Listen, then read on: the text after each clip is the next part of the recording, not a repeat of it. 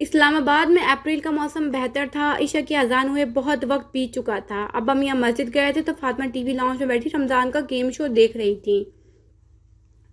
वानी अपने कमरे में खिड़की के पास कुर्सी रखे सड़क को देख रही थी। उसने दाएं हाथ से फोन कान से लगा रखा था। वो बार बार गाल पर आईलेट को उंगली पर लपेटती थी। अच्छा, तो क्लास फेलोज का क्या रिएक्शन था? स्पीकर पर अजान की आवाज उभरी थी। अच्छा रिएक्शन था, उन्हें अंगूठी बहुत पसंद आई। और मैं? क्या मतलब आप? क्या मेरी तस्वीर नहीं दिखाई उन्हें? नहीं। क्यों? क्योंकि मेरे फोन में आपकी तस्वीर थी ही नहीं। वानिया कंधे उचकाकर मुस्कुराई। वो सिर्फ उसका रिएक्शन देखना चाहती थी, वरना उसने बड़े फखर से क्लास की एक लड़की को अपने शौहर की तस्वीर दिखाई थी। सीरियसली? अजान हैरान हुआ था। सीरियसली? यार मायूस कर दिया तुमने। मेरे फोन में तुम्हारी 16 तस्वीर भी हैं। चलो, हो सकता है मेरी तस्वीर अच्छी नहीं आई होंगी, इसलिए तुमने अपने पास रखना मुनासिब नहीं समझा होगा। वानिया कुछ कहने के लिए लब वाह करने ही वाली थी कि उसने फौरन ही लब आपस में पेवस कर दिए। वो उसके मुंह से अपनी तारीफ सुनना चाहता था। और दिन कैसा गुजरा? दिन? वानिया ने आहिस्ता से दोहराया था। हमदान की खून छिलकाती सुनहरी आंखें उसकी आंखों के सामने लहराई थी। न जाने उसे हमदान के बारे में बताना चाहिए था कि नहीं, लेकिन बताने का क्या फायदा? वो सिर्फ पुरानी बातें करने आया था। वो क्यों अपना मूड खराब करे? अच्छा गुजरा। मैंने आपके अब्बा मियाँ से बात की थी। मेरे कैफे में इफ्तार की। उन्होंने तो कुछ भी नहीं कहा और आराम से इजाजत दे दी।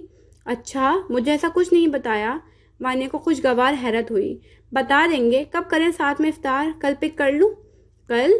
पहले अब्बा मियाँ मुझसे बात तो कर लें, फिर दिन डिसाइड कर लेंगे।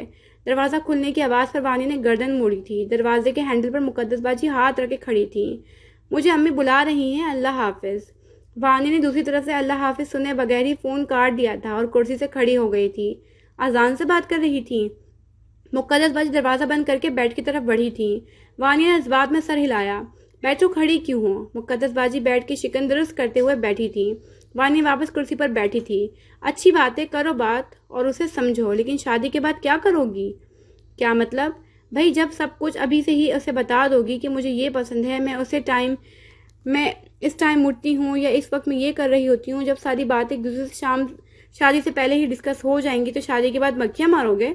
आजकल सभी बातें करते हैं, इसमें क्या बुराई है? अच्छा है, मुझे पता होगा कि अजान इस टाइम उठता है और उसे खाने में ये पसंद है, उसे इस चीज़ से एलर्जी है। पता है, जब हम शादी के बाद पहली दफ़ा हनीमून पर मरी गए थे तो मैंने उन्हें अपने बचपन के किस्से सुनाए थे कि अब्बा मियाँ हमें मरी लाए थे, हमने कितना एंजॉय किया। फिर उन्होंने अपने बारे में मुझे बताया। उस वक्त शादी से पहले बातचीत का दौर नहीं था।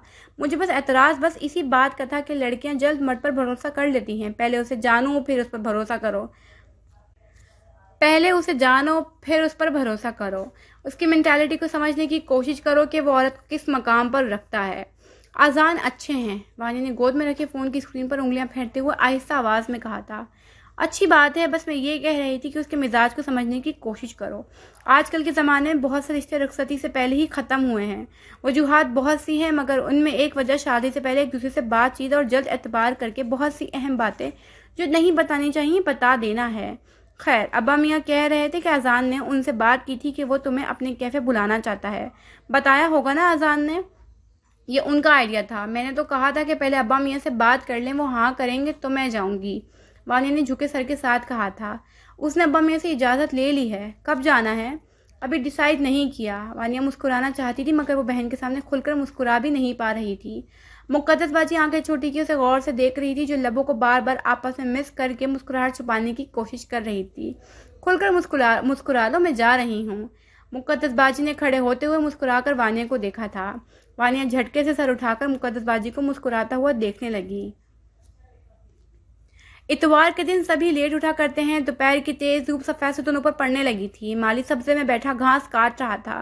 नूर छतरी की शक्ल के छप्पर तले बैठी गूंगी के साथ परात में बहुत सारी सुर्ख मिट्टी को आटे की तरह गूंद चुकी थी। दोनों के हाथ कोहनी तक मिट्टी में खराब हो चुके थे। नूर उसे सिखा रही थी कि मिट्टी को आम की शक्ल कैसे देनी है। मैंने बहुत खूबसूरत फल बनाने हैं बाबा, कलर्स ले आए हैं। धूप सख्त है, शाम तक सूख जाएंगे और फिर हम इनको कलर कर देंगे। देखिएगा, मेरा आर्ट वर्क टीचर को बहुत पसंद आएगा। मुझे जो भी सर्टिफिकेट मिला वो मैं आपको दूंगी। नूर मुस्कुराकर मुसलसल हाथ चलाते हुए गीली मिट्टी को आम की शक्ल दे रही थी। गूंगी मिट्टी उठाया उन्हें अंगूर के दानों की तरह गोल गोल शक्ल में ढाल रही थी। उसके नथनों से मखसूस खुशबू टकराई थी, ऐसी खुशबू जो उसने पूरे एक महीना नहीं सूंघा था। उसने दुआ की थी खुशबू लगाने वाली मर जाए। ऐसी खुशबू कभी गजारा लगाया करती थी, मगर उसने ये खुशबू लगाना तर्क कर दिया था। ये बहुत तेज़ खुशबू थी और गजारा तेज़ खुशबू से नफरत करती थी। वो तो पिछले हफ्ते ही अपने शौहर के साथ उम्रे की अदायगी के लिए सऊदी अरब जा चुकी थी, तो अब गूंगी का दिल धड़का था। उसके मिट्टी को गोलाई की शक्ल में देते हाथ रुके थे। गूंगी ने आहिस्ते से सर उठाया और वह धक से रह गई। मिट्टी का गोला उसके हाथों से फिसलकर फर्श पर गिर गया था। क्या हुआ, थक गई आप? नूर ने उसके लरसते हाथों को और फिर उसके लट्ठे जैसे सफ़ेद पड़ते चेहरे को देखा था। क्या हुआ, आपको रोज़ा लग रहा है?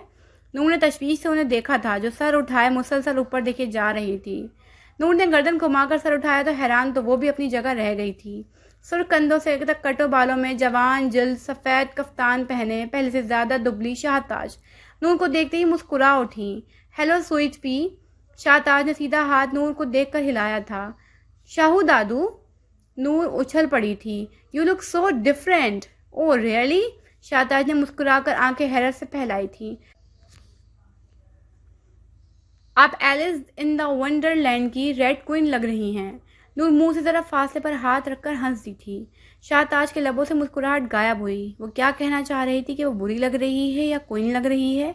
तुम मेरे लिए बात तैयार करो, शाबाश। शाहताज गहरा सांस लेकर गूंगी से मुखातिब हुई थी। गूंगी ने आहिस्ता से इस बात में सर हिलाते हुए अंगूर के गोले एक प्लेट में इकट्ठा करके रखना शुरू किए। सफ़ेद सतूनों वाले कसर के अंदर जाओ तो चक्करदार सीढ़ियों से ऊपर दाएं तरफ बने कमरे में हमदान माँ की गोद में सर रखे तिरछा लेटा हुआ है। उसकी सुनहरी आंखों के नीचे हल्के बहुत बढ़ चुके थे। चेहरे की शादाबी कहीं खोसी गई थी। वो उस दिन वानिया को देखकर और बेचैन हो गया था। उसने अजान और वानिया की निकाह की तस्वीर भी नहीं देखी थी, मगर उस रात नूर से कहकर उसने वो तस्वीर भी देख डाली। जूं जूं वो तस्वीर आगे बढ़ रहा था, वो खुद को कांटों के मजीद करीब करता था। दिल था कि बुझ रहा था, कांटों की चुभन बढ़ रही थी। उसे यकीन नहीं आ रहा था कि यही वानिया है जो उसे देखकर मुस्कुराती थी और आज अजान के पहलू में बैठकर मुस्कुरा रही है। वो दोनों वाकई एक दूसरे के साथ जच रहे थे, मुकम्मल लग रहे थे।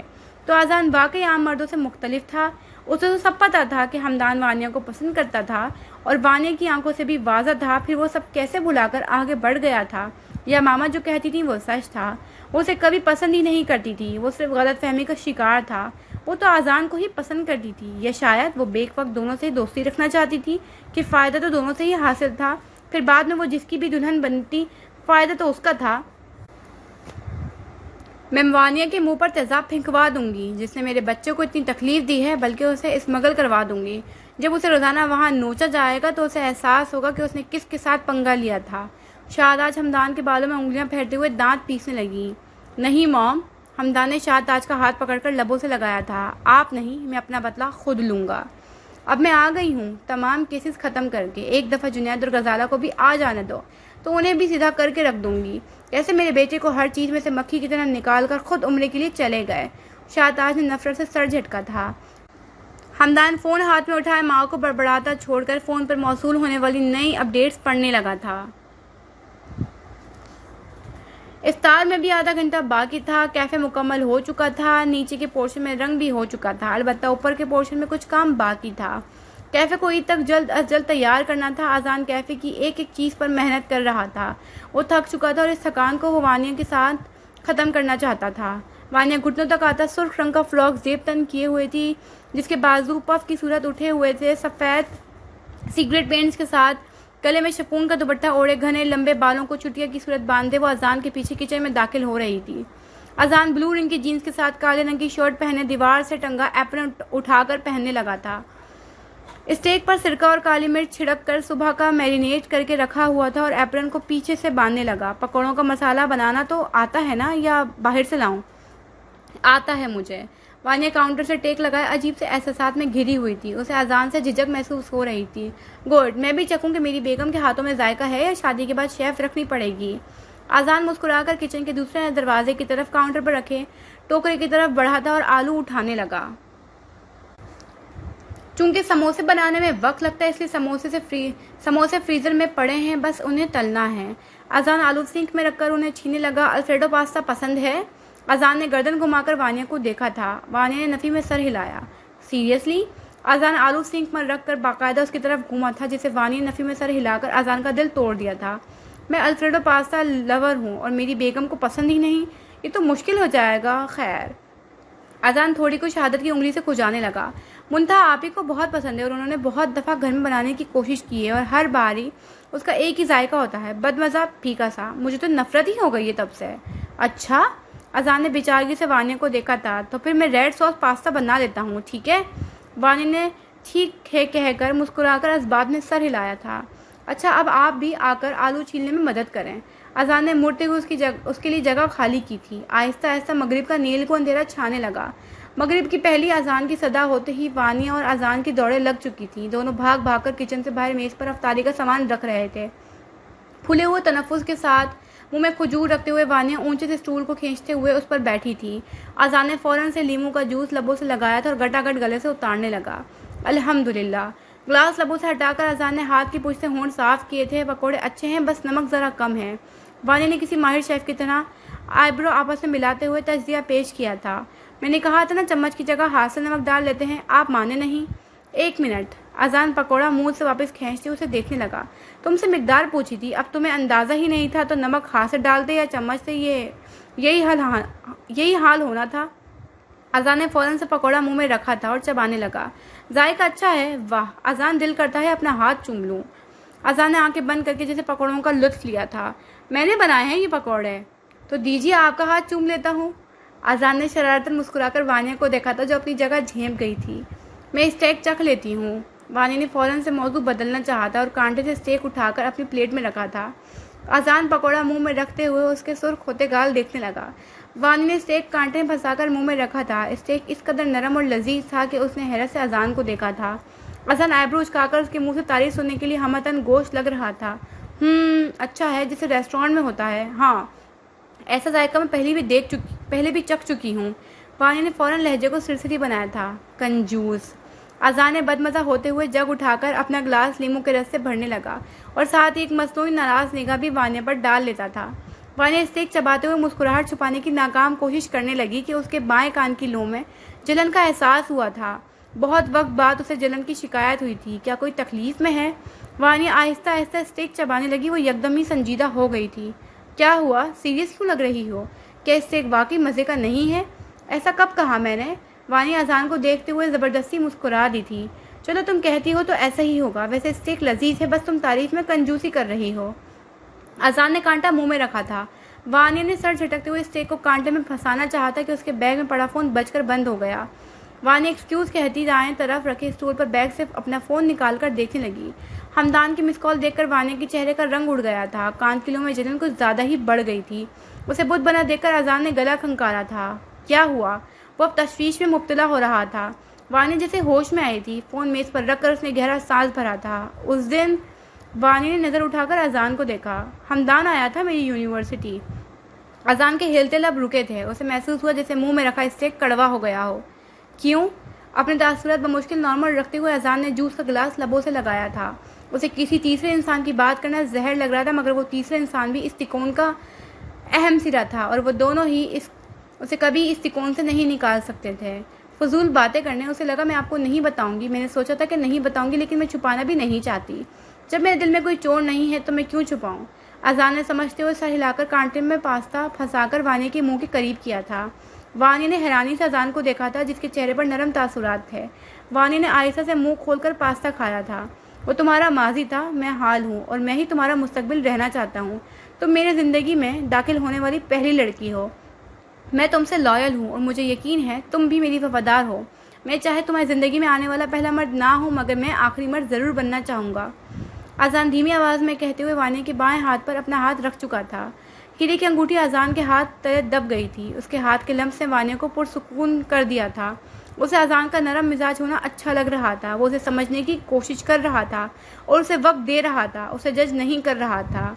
मैं भी आपकी ज़िंदगी की आखिरी औरत रहना चाहती हूँ। जब मुझसे पहले कोई नहीं आई तो बाद में भी नहीं आएगी। वानिया ने नज़र उठाकर अजान को देखा था। अब अगर मैं रंडवा हो जाऊँ तब तो दूसरी शादी की इजाज़त दे दो। अजान ने बेचारगी से आईब्रो ऊपर उठाए थे।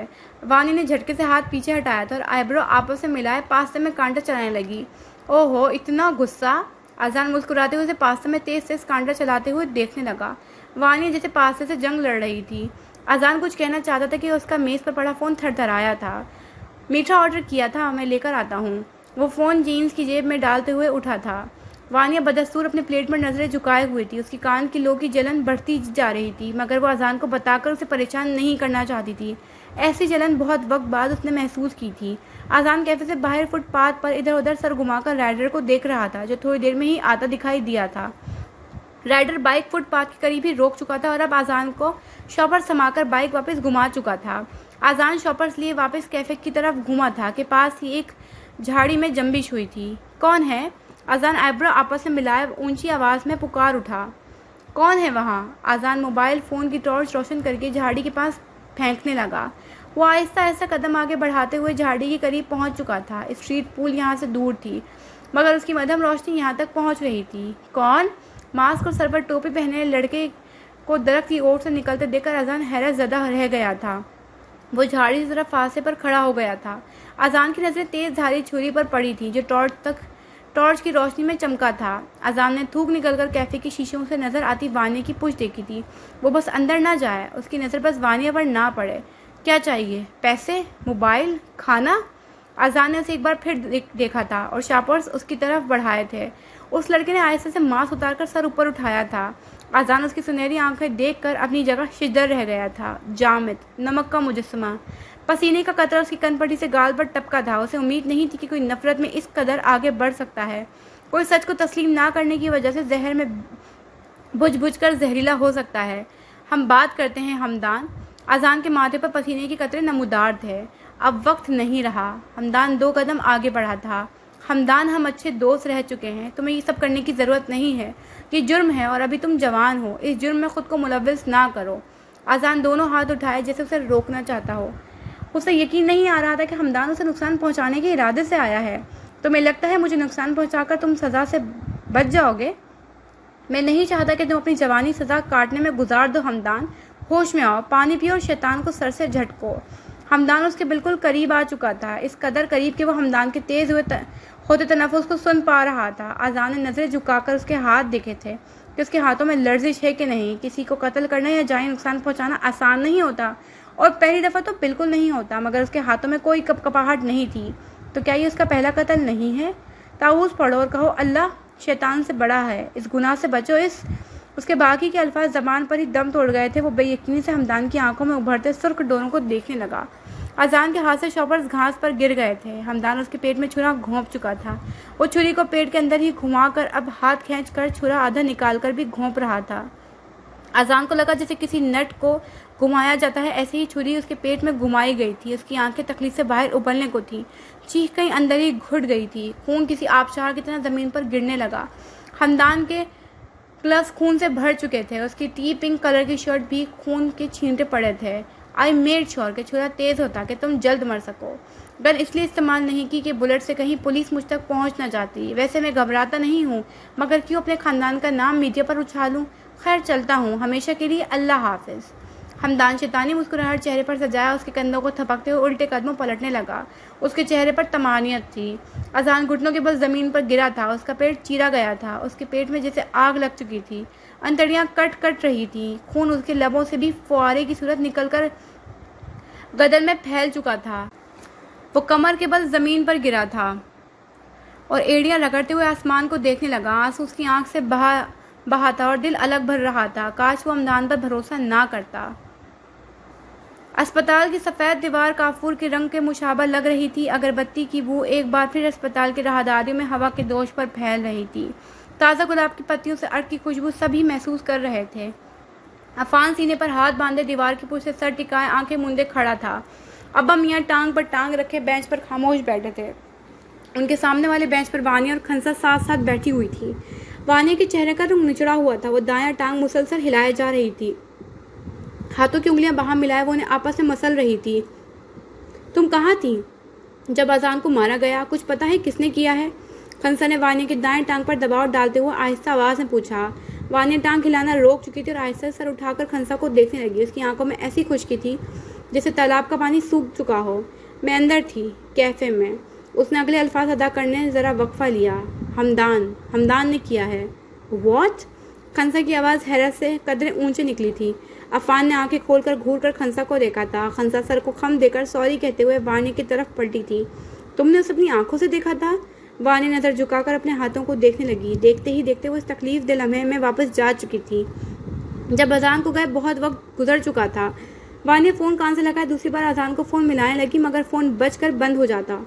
वानिया कोफ्त का शिकार होती उठी थी और कैफे के बैरूनी दरवाजे की तरफ बढ़ी थी। कैफे से बाहर निकलकर वो बैरूनी सीढ़ियों पर खड़ी गर्दन घुमा घुमा कर उसे तलाशने लगी, जो कहीं भी नजर नहीं आ रहा था।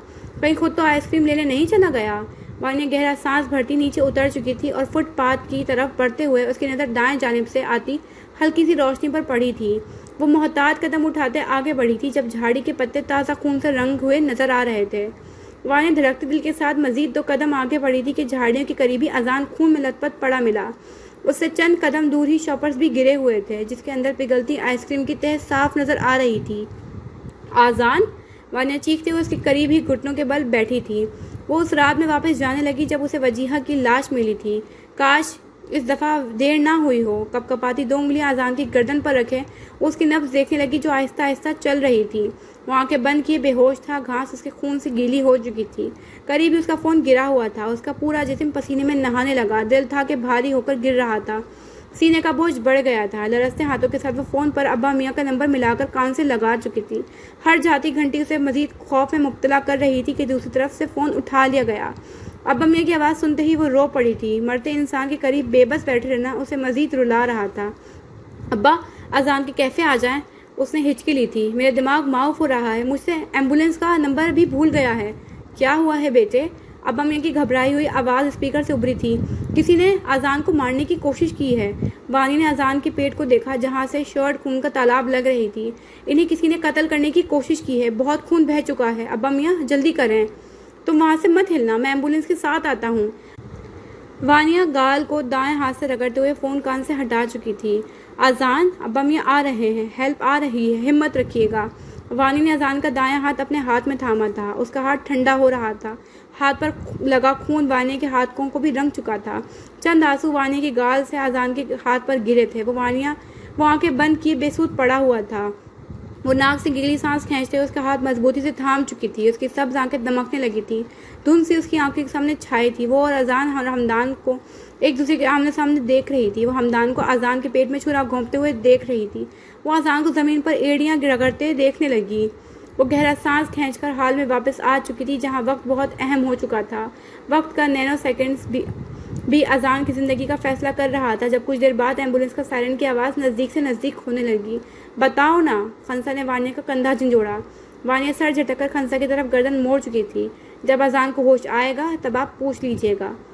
गोद में पड़ा मोबाइल उठाकर वो उठी थी। अब्बा मियाँ ने सर उठाकर वानिया को देखा था, जिसके चेहरे के तासुरात बदल चुके थे। उसके चेहरे के तासुरात इस कदर करख्त हो गए थे कि देखने वाला खौफ से झुरझुरी ले ले। वो स्क्रीन पर उंगलियां चलाते हुए राहदारी से बाहर निकल ही चुकी थी। बदले की आग उसके चेहरे के नुकोश को सख्त बना रही थी। रात के वक्त अस्पताल के बाहर सब्जे में कम ही लोग थे। वो फ़ोन कान से लगाए नीम के दरख्त तले खड़ी हो चुकी थी। वो बाएं हाथ की मुट्ठी को कभी बंद करती और कभी खोल देती थी। दिल था कि फटे जा रहा था। तीसरी बैल पर ही दूसरी तरफ से फ़ोन उठा लिया गया था। क्यों किया ये सब? ये कैसा बदला था? तुम्हें लगता है कि अजान को कत्ल करके तुम मुझे हासिल कर लोगे? किसने कहा कि मुझे तुम्हें हासिल करने का शौक़ है? स्पीकर पर हमदान की इस्तदाइया हंसी उभरी थी। मैं तो बस तुम दोनों को तकलीफ में देखना चाहता हूँ। पहले सोचा कि तुम्हें तकलीफ दूँ और अजान को तड़पता देखूँ, लेकिन फिर सोचा कि ज़्यादा तकलीफ तो तुमने मुझे दी है और मेरी माँ को भी। ये मत समझना कि किसी फिल्म की तरह मैं तुम्हारे इश्क में पागल हुए जा रहा हूँ और तुम्हें पाना मेरा मकसद है। देखो कैसे उस वक्त तुम भी उसके साथ ज़िंदगी और मौत की कश्मकश में हो, वैसे ढीठ है वो। अब तक उसे मर जाना चाहिए था। तुम मरो, तुम्हें मरना चाहिए। वानिया दबी दबी आवाज़ में चीखी थी। कितना शफ़ाफ था वो। उसने तो हमेशा तुम्हें अपना दोस्त समझा। इवन वो चाहता था तुमसे हाथापाई करता, चीखता, लोगों को जमा करता या ज़मीन पर पड़ी ईंट तुम्हें मार देता, मगर वो बेवकूफ़ तुम्हें समझाता रहा कि शायद तुम रुक जाओगे। एक बात याद रखना कि अगर वो जिंदा ना रहा तो मैं अपने हाथों से कत्ल करूँगी तुम्हें। वानी ने चबा चबा कर अल्फाज अदा किए थे। ओह हाँ, याद आया, तुम तो कोई विच हो, कोई साहिरा जिसे मेरी माँ ने तराशा। वैसे तुम मेरी माँ का पपेट अच्छी लगती हो। याद है हमारी पार्टीज में तुम्हें आने का कितना शौक होता था, लेकिन उस हिसाब से ड्रेसिंग तुम अफोर्ड नहीं कर सकती थी। मेरी मॉम तुम्हारे ड्रेसेस का खर्चा उठाती थी। खैरात के ड्रेसेस पहनना कैसा लगता था तुम्हें? वानिया दांत पर दांत जमाए उसे सुन रही थी, जो उसका खून जला रहा था। वैसे कौन सा स्पेल इस्तेमाल करोगी मुझे मारने के लिए? वैसे वांड कहाँ है तुम्हारी वाउंड कहाँ है तुम्हारी, हैरी पॉटर की तरह? हमदान दोबारा हंसा था। बहुत हंसी आ रही है तुम्हें? हाँ बहुत, मैं बहुत खुश हूँ, बहुत सारा हंसना चाहता हूँ। कुछ देर बाद तुम बेवा हो जाओगी। ग्रीन विडो, कैसा लगा नाम? उसकी आवाज़ में खुशी की खनक वानिया को जहर लग रही थी। मैं तुम्हें एक बात बताऊं जिसको सुनने के बाद तुम्हारी सारी हंसी हमेशा के लिए गायब हो जाएगी। अगर तुम में गैरत है तो। वानिया दाएं हाथ की कोहनी पर बायां हाथ रख चुकी थी। जब वो उसे तकलीफ पहुंचाकर खुशी महसूस कर रहा था तो कर्ज वो भी क्यों रखती? हाँ हाँ बताओ, क्या तुम जानते हो कि तुम्हारे बाप को किसने कत्ल किया था? अब तुम कोई नई कहानी लाई होंगी। खैर बताओ, मैं सुन रहा हूँ। क्या तुम्हें हैरत नहीं होती कि उस रात घर में 4 लोग थे? तुम जब अपने घर के मिनी सिनेमा रूम में बैठे थे तब शाहताज ने वो फिल्म शुरू से आखिर तक देखी थी या बीच में आई थी तुम्हारे साथ? क्या मतलब? कभी सोचा कि गूंगी तुम्हारे बाप के रूम में क्या कर रही थी और उस गार्ड ने बकौल गूंगी के उसकी जबान क्यों काटी? क्या हासिल था उसकी जबान काट कर? क्यों पास मॉर्टम रोकने की जिद्दोजहद में तुम्हारी माँ पागल हो रही थी? क्या बकवास कर रही हो? जाओ जाए नमाज बिछाओ और अपने शौहर की जिंदगी की दुआ मांगो। ज्यादा शर्लॉक होम्स ना बनो। स्पीकर पर उसकी नागवार आवाज उभरी थी। शाहताज कभी भी एतराफ नहीं करेगी कि तुम्हारे बाप का कातिल वही है। शट आप, जस्ट शट आप। हमदान स्पीकर पर इस कदर जोर से धड़ा था कि वानिया की रगों पे में सुकून दौड़ गया था। अभी से ब्लड प्रेशर हाई? अभी तो तुम्हारी पैदाइश की असल कहानी बताई ही नहीं मैंने। सोचो कि बात फैल जाए तुम्हारे सर्कल में तो कैसी बदनामी होगी तुम्हारी, चाहे तुम एलीट से ताल्लुक रखते हो। तुम भी जायज़ और नाजायज़ औलाद की अहमियत तुम्हारी क्लास में भी ख़त्म नहीं हुई। देखो कहीं आज़ान मर तो नहीं गया? तुम्हारी बातों से यही लग रहा है, बहकी बहकी बातें कर रही हो। पूछना अपनी माँ से कि मैं किसका बेटा हूँ हमदान, क्योंकि तुम वजीर रज़ाक का खून नहीं हो। तुम्हारी रगों में सिरे से रज़ाक का खून दौड़ता ही नहीं है। तुम गुनाह की पैदावार हो। तुम्हारा बाप बनने की सलाहियत ही नहीं रखता था, बिल्कुल नाजायज़। शट आप। हमदान उसकी बात के बीच में ही धाड़ा था। मैं तो तुम्हारे असल बाप से भी मिल। उसकी बात जबान पर ही रह गई थी जब दूसरी तरफ से फ़ोन कट चुका था। वानी ने आंसुओं के बीच में मुस्कुराते हुए फ़ोन कान से हटाया था। वो तमानियत का सांस खारिज करते हुए मुड़ी थी कि अब्बा मियाँ को ज़रा फासले पर खड़ा पाकर शर्मिंदा सी हो गई थी। वो आज़ान ठीक है? गले में पहना दुपट्टा दुरुस्त करते हुए वो अब्बा मियाँ की तरफ बढ़ी थी। अगर इंसान खुद तकलीफ में हो तब भी इखलाक का दामन नहीं छोड़ना चाहिए। तुम में और उसमें क्या फ़र्क रह गया? ये कि वो कातिल है, कत्ल की कोशिश की है। मैंने तो उसे सिर्फ सच्चाई बताई है अब्बा मियाँ, जो उसका जानना ज़रूरी है। अगर सुकून में मैं न रही तो वो भी नहीं रहेगा। वानिया गर्दन कड़ाकर बोली थी। अजान को कुछ भी हुआ तुम उसे कोई नुकसान नहीं पहुंचाओगी। ये अजान की फैमिली डिसाइड करेगी कि कानून का रास्ता लेना है या नहीं।